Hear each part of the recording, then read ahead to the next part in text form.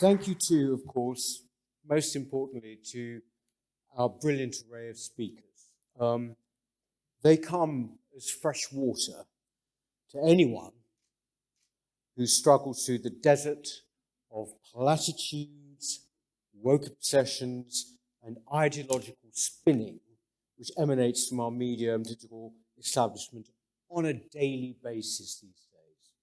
So thank you very, very much to our speakers.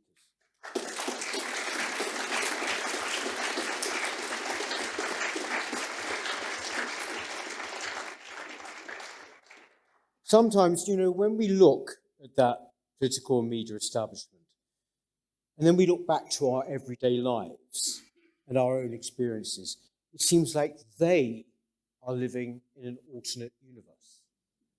It does seem it's a universe that seems not to be concerned, particularly, with an increasing sense of law and order breakdown.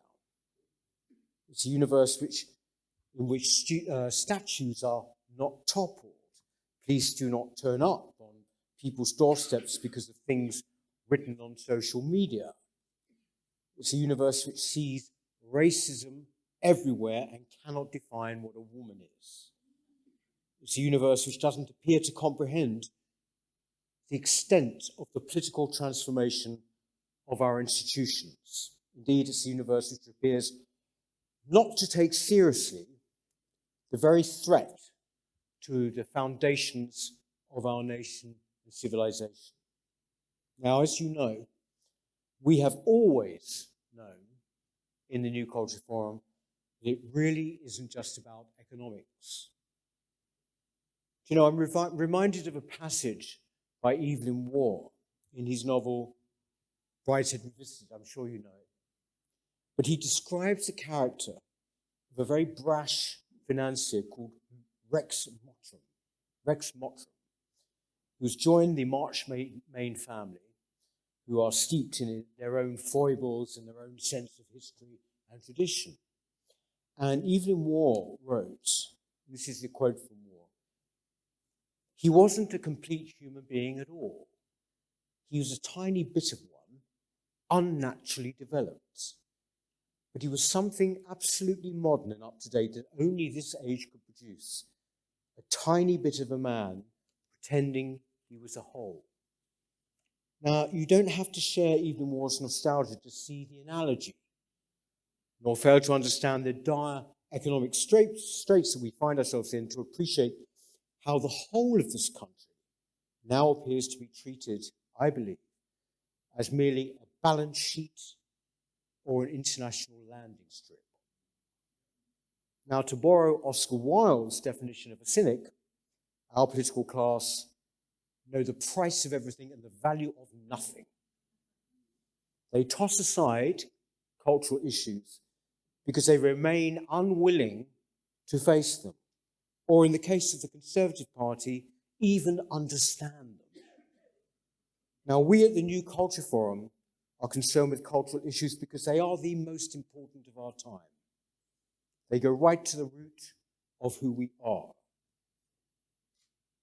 I believe that, contrary to what many people think, people vote not out of economic interest alone, but also from a genuine concern for the future of their country, and indeed, as expressed in issues that are not necessarily economically quantifiable.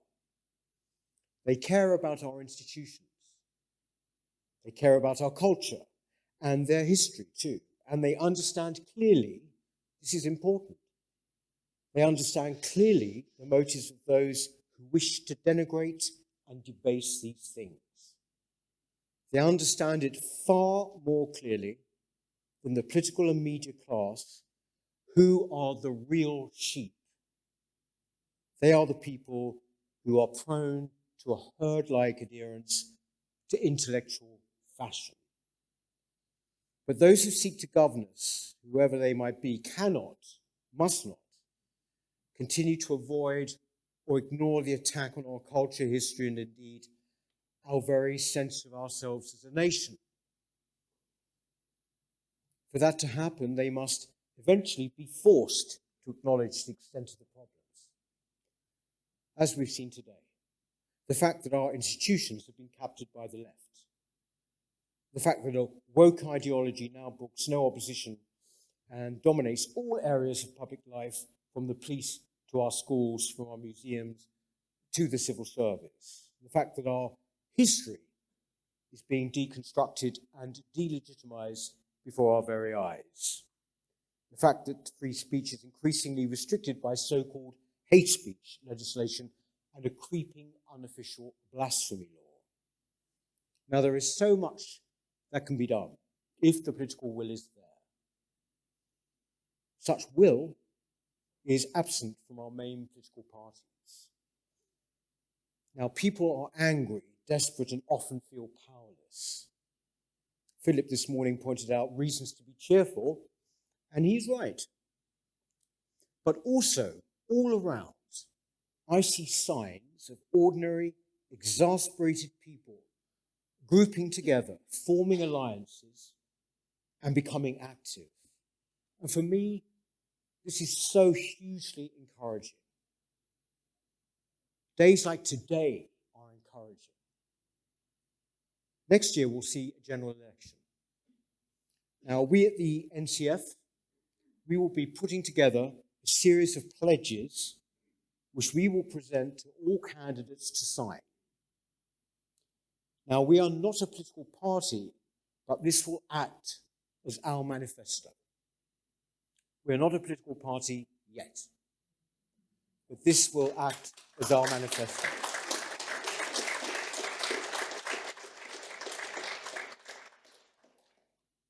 It's a very effective way, pledges, of ascertaining where those who seek to govern us actually stand on the issues that mean so much to us and which we've been discussing today.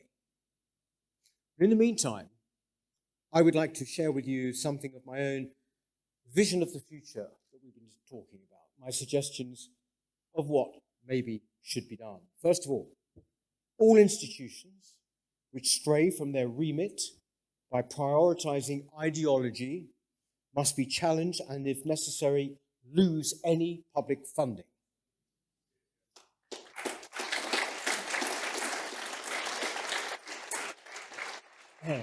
Those bodies which, instead of promoting Britain and caring for its history and heritage, actively undermine it, should be abolished.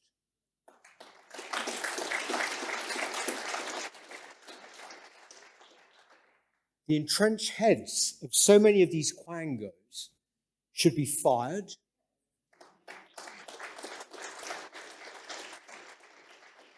It can be done, ladies and gentlemen, and new, more sympathetic appointments made instead. We must not continue to tolerate this massive, permanent, ideological opposition as though there is no alternative. There is. There should be a ban, a complete ban on the teaching as though it were fact of critical race theory and gender ideology in schools.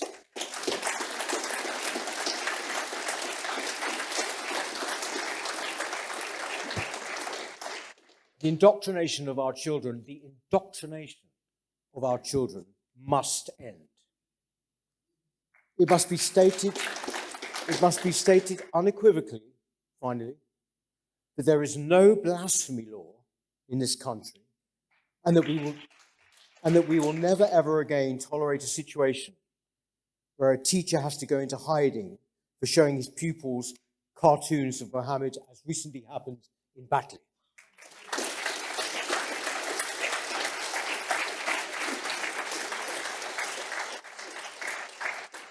Now, we will put together a series of pledges, as I said. Those are just a flavor. Those are my own particular passions. Finally, as we've heard today, Rafe spoke eloquently about this. Anyone who demurs from the official narrative that mass immigration is an untrammeled good and that diversity is the main source of our strength faces ostracism, insult, and charges of racism. Lobbyists for migration, whose motives are never questioned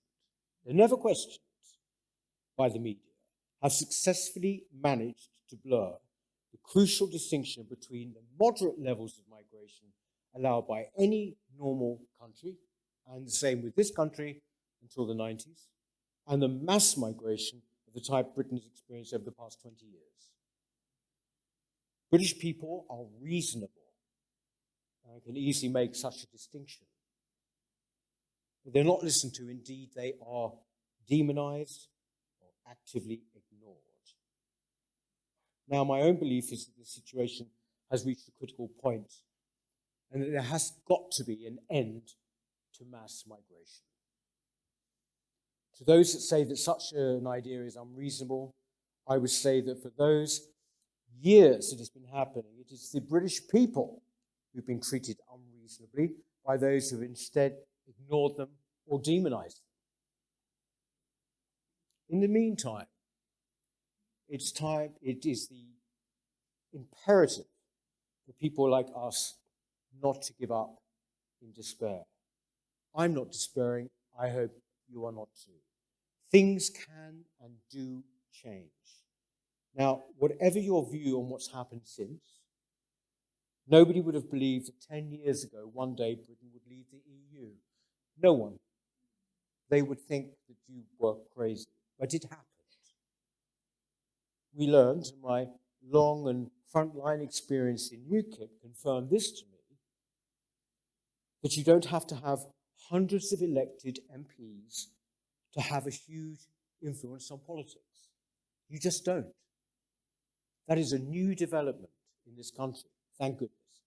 And it's incredibly important considering the electoral system we have. Now, likewise, I believe that the cultural assault which we see happening every day, 24 hours, will eventually be overcome. I believe that. You make me believe it. It might take time, but it will happen. We must have faith. In the meantime, I would say to you, surround yourself with like-minded people. Surround yourself with things that you value. Make no mistake, any attempt to seriously confront not just the issue of mass migration, but the wholesale hollowing out of this great country will be met with a ferociousness that will make Britain look tame, Brexit look tame. But, it will be worth it. And, the future of our country depends on it. Thank you so much. Thank you. Thank you.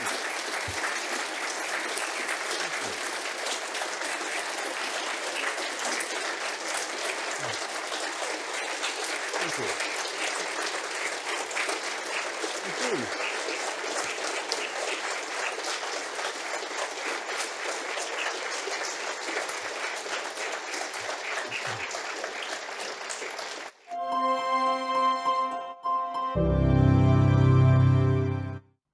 Hello, if you're enjoying the New Culture Forum channel and you believe in our mission, may I invite you to join our membership scheme at the link below or on our website, newcultureforum.org.uk. Our work is more important now than ever, and we have great plans ahead for the future, but we can't do it without your support. From as little as £3 per month, you can help ensure that we continue on our mission. As a member, you'll receive a range of benefits, including access to exclusive content, invitations to our private events, including here at our studios, free copies of our books, and much, much more, including, of course, our famous NCF mug. If you aren't able to become a member, then please help us by clicking this button and subscribing to our channel. It's completely free. Just remember to also click the bell icon so that you can get notifications when we post new videos. Thank you.